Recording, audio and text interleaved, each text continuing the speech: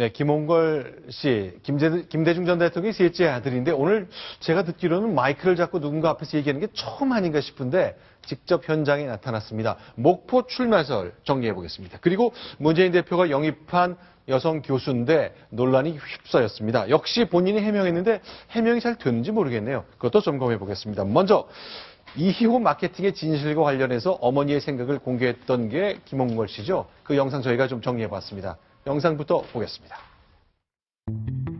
이제 앞으로 만드는 정당이 정권 교체를 하는데 꼭 중요한 역할들을 할 수 있도록 많은 기대를 가지고 계시다는 말씀도 해주셨습니다.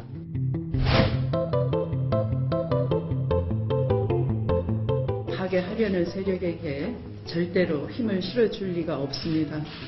저희 어머니께서는 현실 정치에 절대 개입하시는 분이 아니고 또 특정 정파를 지지 반대하신 적이 전혀 없습니다. 그렇기 때문에 어떤 보도가 나더라도 그 부분은 믿지 마시고.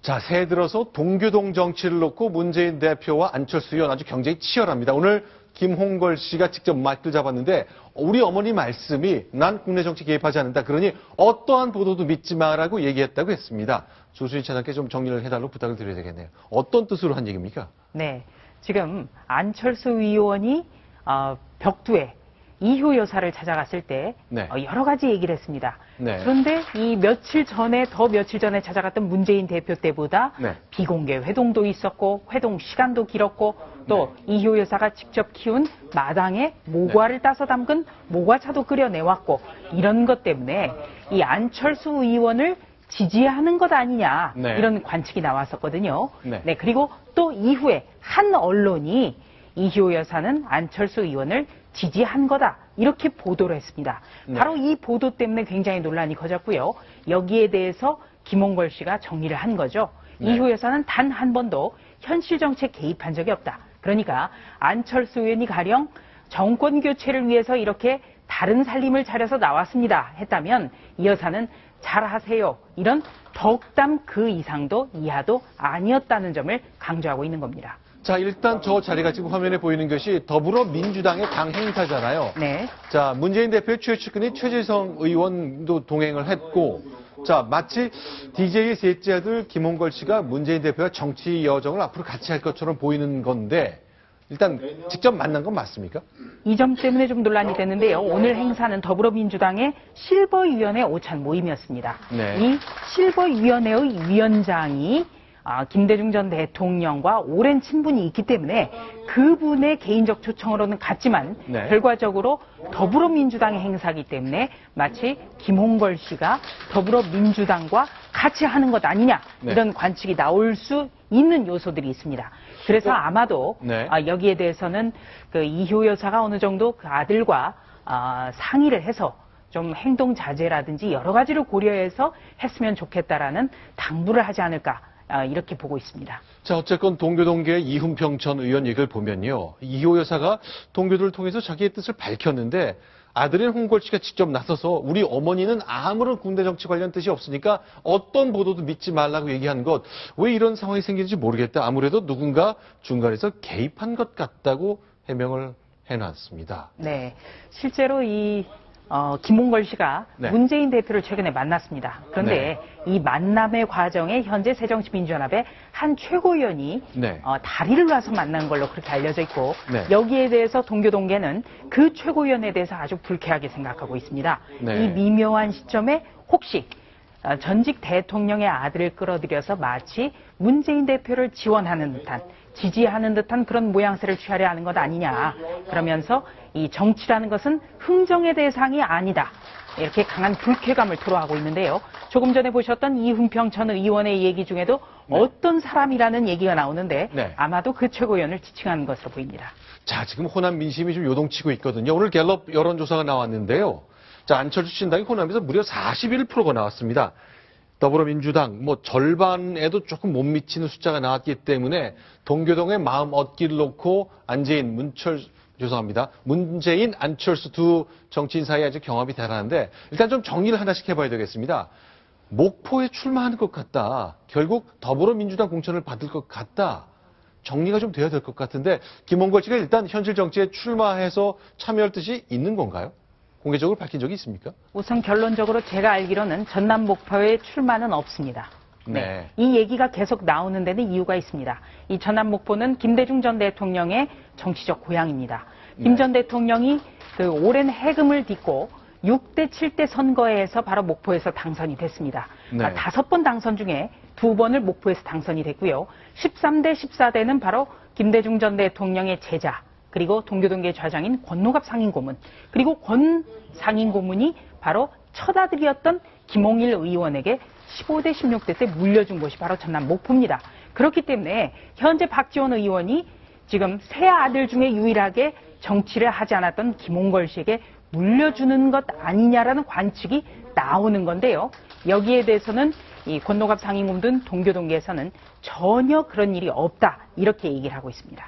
자, 이렇게 지금 이제 결국 김홍걸 씨의 등장으로 안철수 의원과 문재인 대표 사이에 인재 영입 경쟁 과정이 나온 거라고 할 수 있죠. 과연 누가 우리 편이 줄을 서서 정치를 할까, 그걸 보여주고 싶은 것 같은데요. 일단 반대쪽에 서 있던 비주류의 이종걸 원내대표가 현재 더불어민주당에서 진행되고 있는 영입 관련한 문제 제기를 하나 했습니다. 오늘 라디오 인터뷰인데요. 직접 들어보겠습니다. 지금 이제 검증되지 않는 인물 영입이라든지 이런 것들이 하나의 흐름이 돼가지고 우려를 가질 수 있겠습니다. 한두 분 정도의 경우에는 괜찮다 하더라도 자꾸 여러 분을 하게 되면 이제 그 긍정 부정의 평가들이 많이 나오지 않겠습니까? 인물도 나오고. 자, 어쨌건 이종걸 원내대표, 아마 지금 이 경우라면 그 김선현 교수를 말한 건지 모르겠습니다. 오늘 아침에 나온 동아일보 보도인데요. 이동영 차장께 좀 큰 틀에 정리를 좀 해주십시오.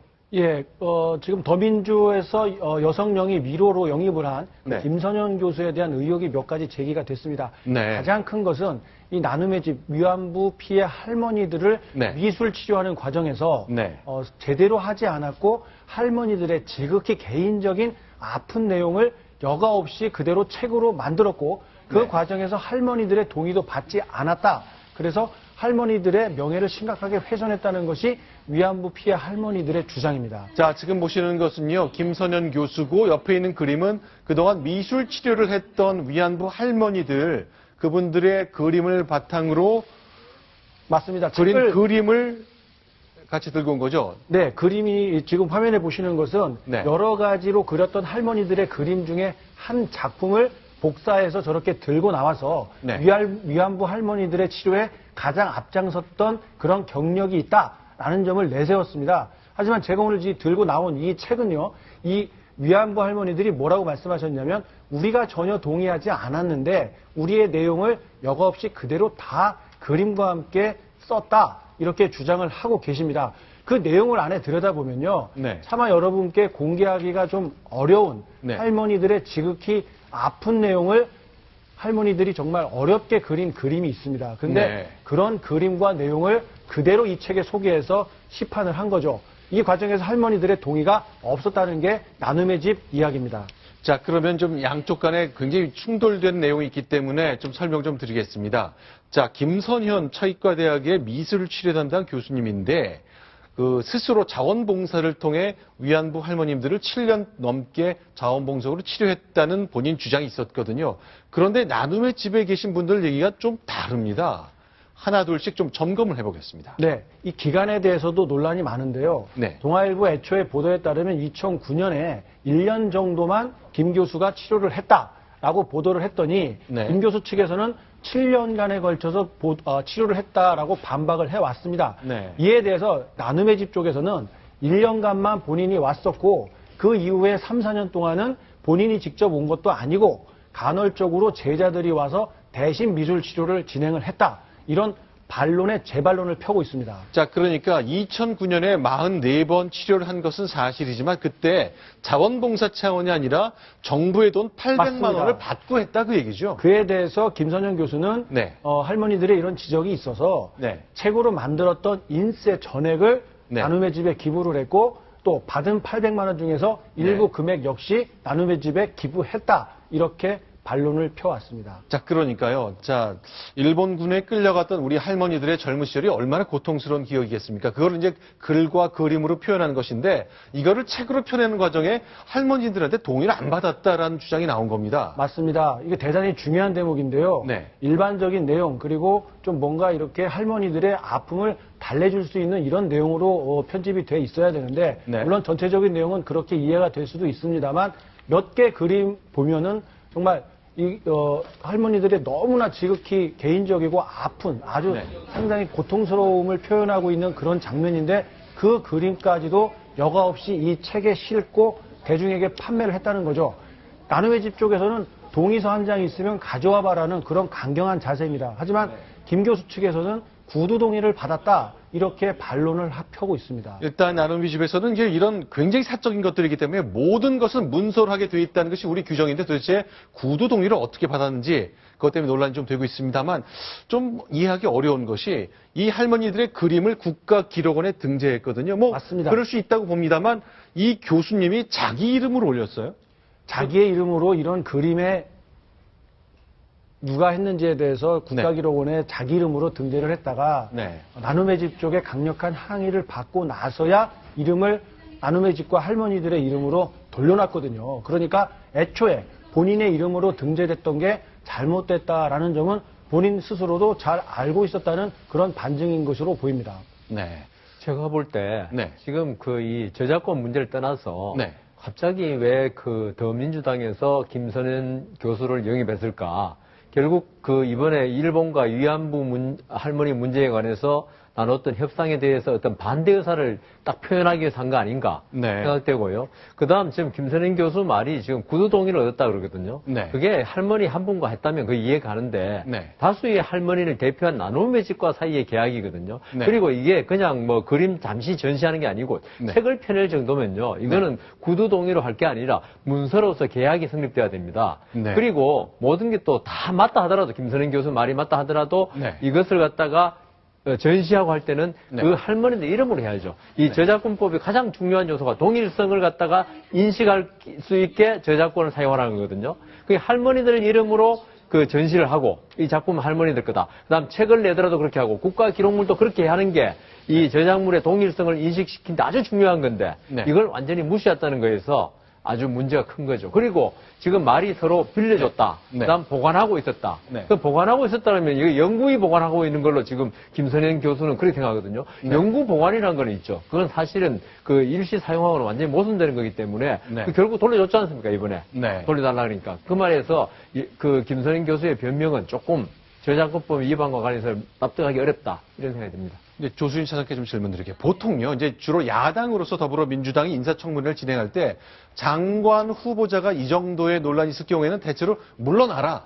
청문회도 안 하겠다는 스탠스를 취했잖아요. 네. 근데 오늘 기자회견을 직접 최재성 위원과 한 걸로 보아 그런 뜻은 없어 보이네요. 네, 그렇습니다.